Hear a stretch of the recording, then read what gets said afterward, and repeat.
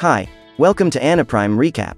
To use your secret superpower, you will need to annoy as many people as possible. We are in the anime, Spare Me, Great Lord. Episodes 1, 2 and 3. On a rainy night, a woman is carrying a small baby in her arms. As she approaches a residence, a lady observing the situation asks her if she would like to enter her house, since the child could get sick. The mother then replies that she will go to a nearby pharmacy to buy medicine, and asks that resident to look after her son until she returns. The lady accepts with a good heart, and observing the child realizes that she is freezing cold and is carrying a necklace with a walnut wrapped around her body. However, when she turns her gaze to the baby's mother, she realizes that she has disappeared from the scene without leaving any trace. So 18 years have passed since that rainy night, and we are taken to a festival that was taking place in the city, and at one of the food stands we are introduced to Lu Shu, a young student, and his younger sister, Lu Xiaoyu. The girl asks him to buy her a tong hulu, a skewer of various caramelized fruits, but her brother says they need to save money and can't spend money on that. As they were leaving the place, Lu Shu overheard a conversation of two people passing by, saying that a man was able to lift 970 kilograms and somehow, this seemed to be impossible for an ordinary human being. The boy reflected and reasoned that this kind of news was becoming increasingly recurrent. The two siblings approach a live show that was going on, and as they arrive in the crowd they notice an acrobat who manipulates fire to his advantage, molding the flames to follow the movements of his hands. The boy then has the idea of getting closer to the stage with his sister to get a better look at the trick. When they arrive at a good spot, they are amazed by the show. Lu Shu in turn has a different experience. For a few moments time freezes around him and his necklace glows brightly, showing him a sword floating in an unknown place. However, time starts to flow normally again, and the boy doesn't understand what happened and continues to watch the show until the end, next to his sister. At the end, Lu Xiaoyu wonders how the man was able to control the flames, giving her brother the idea to go to him and ask, so that they could learn how to do the same and maybe even earn some money with it. The boy accepts the idea and they go hidden backstage to talk to the acrobat. When they arrive at the place they realize that an argument is going on between the acrobat and a group of suspicious people. At this moment the two hide behind some boxes and observe the scene, when suddenly, the man who presented himself is hit with a tranquilizer on his neck. The siblings approach the shooter and say that they were just looking for the bathroom. The shooter then points them in the right direction and states that he belongs to the fire department and did that because the subject did not have a license to perform with the use of fire. The boy immediately leaves the place with his sister and learns that the man was lying, and then elaborates the hypothesis that that suspicious group was after people who possessed superpowers. As they leave the festival, they come across a young man who asks them what happened backstage, introducing himself as Jiwei. He says he's pleased to meet them, but is completely ignored. On the way home, Lu Shu asks his sister if she believes in superpowers. The little girl then answers yes, stating that her brother could not have any, after all his body was too weak, but she would be a superheroine. The two approach their residence. Before entering they talk to their Aunt Lin, who at that moment was preparing a remedy with medicinal herbs. Xiaoyu's mouth waters when she smells the spices and says she wants to try some, but her brother takes her home so they can go to dinner later. That night, the sister hears news about people with special powers in the news, being a child who emitted a strong beam of light from his eyes and an old woman who vanished instantly, then appeared tens of kilometers away. Then asks her brother to buy instant noodles. After all the food he prepared was horrible and tasted nothing, he denies his request, but the girl starts to make a drama again, and with no way out, the boy goes out to buy the noodles. Walking through the streets, Lu Shu remembers his traumatic childhood, where he lived in an orphanage and in that place suffered a lot at the hands of other children, but even going through bad situations, he always had the support of Xiaoyu, who always tried to help him in the worst moments. And even after leaving the traumatic place, the girl would always run away from there to find him again, so the two created a special relationship even though they were not real siblings. Walking on the crosswalk, the boy starts to cross the street to get to a store, but at that moment he is surprised by a huge truck at high speed. The driver was on his cell phone and did not see the boy, thus running him over, causing a serious accident. Lu Shu lies unconscious. In that instant the nut that is part of his necklace begins to emit an intense glow. Then the young body is lifted by supernatural energy, causing his heart to pump again and all his circulation to return to normal. He comes back to the ground and begins to regain consciousness. The driver approaches him to find out if the boy is dead or not, but he incredibly gets up as if nothing had hit him and immediately begins to question the man about his actions, so it is possible to observe a number on the subject's head. He doesn't understand anything and leaves the place frightened, thinking that the boy is now a ghost. When he arrives at the store to buy the noodles, he talks to the seller and again a number appears above the person. He notices that the young man had blood on his head, but realizing the man's astonishment, Lu Shu runs back to his house. On the way he passes a couple and again a score is displayed. When the boy returns home, he takes a shower and verifies that he has no injuries on his body, only a mark on his left hand, reinforcing the idea that it was not a dream. In his room he is surprised by a surreal panel. He sees the names of several people passing by him, and next to the names a numbering accompanies them. In this way he understands that score he saw earlier on the people are negative energies that were drained from the fear they emitted. Understanding this, Lu Shu calls himself the king of the demons. After all, this new superpower of his is driven by the misfortune of others. Then the boy realizes that he can exchange these points in a betting roulette. He makes a few attempts and gets nothing, until finally he gets a prize item, a kind of apple, which when bitten just once, is absorbed into his body, bringing him a sense of well-being. The young man gets excited about the game and starts spinning the roulette wheel more times, until the last time he gets a writing as a prize. It was a song lyric, and as he sings it, a golden ray falls on him, concentrating all that energy in his hands. Later that night, while having dinner with Xiaoyu, the boy feels a strange sensation, and after that a news report takes over the program, informing that at that moment a fire is going on in the city's commercial center. Lu Shu, hearing this, decides to go to the roof of his house to try to see the incident. After all, that place was close to his neighborhood, but he is surprised by two suspicious men who are running across the roofs of the houses. The young man tries to hide and hopes that their presence will not be noticed. The men in black turn on their flashlights on the roof, and at that moment the boy identifies one of them as the guy who shot the acrobat with the tranquilizer after the performance of the show. Without having many options for where to hide, he decides to go back home, but as he was getting ready to go downstairs he is seen by the suspects. He explains that he was just in that place picking dried radishes, and with this excuse Lu Shu manages to fool the two men, who ask him to go back to his house, since it could be dangerous to be there. The boy then returns and the two men go back on their way. Xiaoyu is curious about this and asks her brother to go and see what has happened, but the boy tells her that it could be dangerous, and that it is better for her to stay indoors. The little girl, hearing this, releases several negative scores. After all, she really wanted to know what was going on. Not containing her curiosity, she leaves the same way and goes towards the man who was lying in her yard. The two approach the fellow, and Lu Shu recognizes him, being the acrobat who mastered the flames. She figures that man escaped from the place where he was taken by the other group and was probably responsible for the fire that was raging. The boy talks about calling the ambulance, but says that there will be a charge, so he prefers not to call. The guy who they thought was passed out issues a score. Lu Shu thinks quickly and begins to take advantage of the situation, saying several negative things to the point of letting the acrobat generate more and more scores so that he can use them in his roulette wheel. The man pretends to be waking up and asks for water to drink, but the young man offers him a snowball to eat, then presses him against the ground, claiming that he needs to rest, thus making the subject very angry and generating more points. Until the acrobat loses patience, grabbing the boy's arm and thus burning him with his flames, but this has no effect because Lu Shu's new power protects him from the attack. The firebender tries several times to burn the young man, but fails. As a result, he leaves the place of his own free will. In his room, the boy decides to activate his power again. Now he realizes that he can buy items with the negative energy he gets from people. In this way he acquires something wrapped in a golden glow. After ingesting the small material, Lu Shu is again enveloped by an incredible sensation that leaves him almost breathless.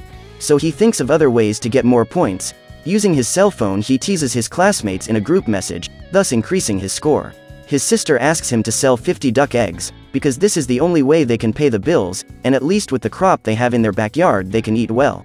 The next day, Lu Shu is selling the duck eggs when he is recognized by two classmates who, when they see him, disguise themselves and go on their way. The boy replies that they are probably ashamed of his work, and the gentleman is displeased with the situation. At this moment, the class representative arrives at the place of the boy's sale, accompanied by 3 friends. The student tries to intimidate the protagonist at all times, but Lu Shu uses every situation to gain his negative energy, provoking his classmate in various ways. At school, the students talk about a boy who has awakened his powers and was causing a ruckus throughout the school, at which point the boy was learning about the classification of superpowers. Rank F are stronger than ordinary people, Rank E have supernatural powers, Rank D are humans capable of dodging thermal weapons, Rank C are capable of fighting thermal weapons, Rank B are able to borrow power from heaven and earth, and Rank A are able to resonate with heaven and earth. The students head to the top of the school, where a student threatens to drop his teacher from the top of the building. Lu Shu tries to imagine a way to take advantage of the situation. After all, he would get a lot of negative energy in that place. The boy then starts to make a speech about the 8 types of criminal crime and their punishments. The students do not understand why he is doing this, because if he said something that offended the offender, that would be the end of the teacher. The police officers, noticing a breach, prevent the worst from happening and take the 2 away from that place. In the classroom, the students were drawing blood for samples. Lu Shu realizes that one of the people responsible for this is the mysterious man who saw him on the roof, then he is the first to have his blood drawn. After a long day, the boy is arriving home, but from a distance he can see that his aunt is talking to the same guy he met at the end of the festival. The student is again approached by him, but simply ignores him, gaining more points with that action. When he arrives at his residence, he realizes that his sister has become ill and her situation was only getting worse, at which point he has the idea of using his power to get a remodeling fruit, so that Xiaoyu could recover faster. Lu Shu conjures up the roulette wheel and starts making several attempts to get his prize, and when he finally gets it, he gives the food to the little girl, who immediately improves her physical condition. That night, she challenges him saying that she has finally awakened, and suspects that her power is based on producing fruit, but he denies the whole hypothesis, so he takes advantage of the moment to make his sister more angry in order to easily get more negative energy. The next day, a group of students discuss about the blood sample they collected. After all, it is from this test that they will know which students are closest to awakening their powers. The representative says that the names of the students are not yet known, but those chosen will be sent to a special class so that this way they will not cause any more problems at school. The boy finishes by saying that the least likely to awaken is Lu Shu because even though he has high grades he was someone very lazy, not caring about anything. The protagonist hearing this only confirms the insinuation, generating anger among his classmates, thus getting more points. At the beginning of class, the school principal introduces the teacher responsible for the new class of students who are about to awaken. The boy realizes that it is the same guy he found on the roof of his house and who disguised himself to draw the students' blood. He is referred to as Professor Zaifei and then announces the list of the chosen ones who will go to another class. The first is Cao Qingxiai, a quiet girl who has good grades. The second is Lu Li, the class representative. The fourth and fifth are Yuan Ling and Li Qin, and finishing the call with the sixth runner-up, he being Lu Shu, leaving everyone unhappy about it. Meanwhile, on the border of a certain country, 2 men fight in an open field using their powers. The black-clad fellow tells him that they cannot enter that territory, calling for reinforcements to help him in the battle. His companions are defeated one after another by that stranger. The next morning, the students are introduced to a new classmate. His name is Jian Shuyi, a recent transfer. The whole class mistakes him for a girl, but when he sits next to Lu Shu, he is questioned and answers that he is a boy, and the protagonist takes advantage of the situation by starting to make comments about the boy's appearance in order to score points. With the classes over, the special class meets in the evening to learn more about their powers. Professor Zaifei explains that the students' level of fitness is realized by mixing their blood with sodium. With this they can be classified as A, B, C, D, E, F. The darker the compound gets, the greater the person's domination with his power. He explains that 17 months ago a sudden change occurred all over the earth, and with this several people ended up immediately awakening their powers, becoming an unbelievable biological phenomenon. He ends by saying that after the class he will reveal the aptitude rank of everyone in the class, stating also that this result does not represent the student's future with his power, explaining that everyone should strive to become a pillar of their country. At the end of the lessons, a group of friends talk about the aptitude rankings and we find out that Lu Shu came in last place as expected by them. His classmate Shuyi asks him if he isn't annoyed by the comments about him, but the boy replies that he doesn't care, sending a message to his classmates, calling them chickenheads. Back home, he begins to use the roulette wheel with the points he earned during his day, but has a warning that the remodeling fruit is no longer available as a prize because it has reached its limit, thus releasing a new food, the stinky tofu. Xiaoyu discovers that her brother has finally awakened and conjuring up food was his power, so she eats the tofu, but Lu Shu is unhappy with the situation, spending several of his credits searching for something new, then finally receives a relic wrapped in a dark energy that quickly comes into contact with his sister, making her feel an otherworldly sensation. After this she tells the boy that she has finally managed to awaken, but still does not know what superpower she possesses in her body. The next morning, the boy goes out to work intending to sell all the tofu he has conjured up to earn some money. At that moment he sees his uncle practicing movements with his sword. He asks the boy if he intends to learn how to use the weapon, but he says no and continues on his way. Lu Shu succeeds in selling the tofu and in the following days continues his streak of annoying others to get points, in order to exchange them for more food and sell them for money. He improves his roulette wheel even more, managing for the first time to access his nebula. so that by breaking through the first star he releases his sword with dark energy, controlling it with hand gestures. On another day at school, the boy notices that his classmates are arguing about a recent event, where 3 awakened people stole the safe from the headquarters of a bank the night before. The class representative has the idea of the special students forming an alliance to defend the city. After all, with great power comes great responsibility.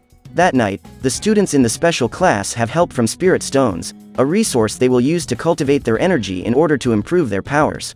The teacher explains that he will teach them a technique called Pact of Heaven and Earth, chapter of the deep body, with which they will be able to increase their energy considerably, and in 1 week their fists will have the strength of 410 kg. The next morning, Lu Shu is challenged by the class representative to an arm wrestling match. He unbelievably accepts the challenge and manages to beat his opponent very easily, leaving him very angry, generating several negative points. In the cafeteria, the protagonist keeps everyone around him away by eating his stinky tofu. Doing this on purpose to benefit himself, his friend Jian Shuyi asks if the rumors are true that he had awakened his power of strength in the dispute against Lu Li. The boy claims it is true, speaking in a loud tone for everyone present to hear.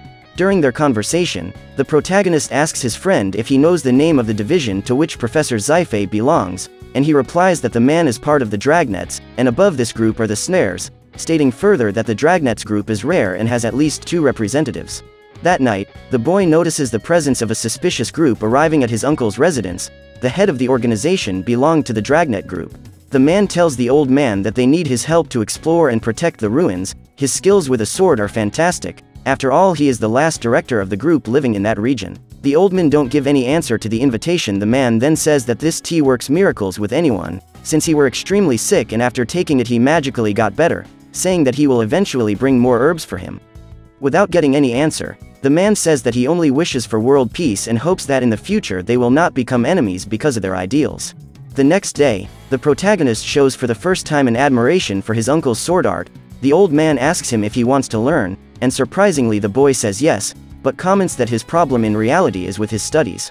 The old man then says he can help with geography and astronomy. Hearing this, the young man rejoices and puts his plan into practice, calls his sister and tells her that instead of watching television all day, he can learn with his uncle every morning.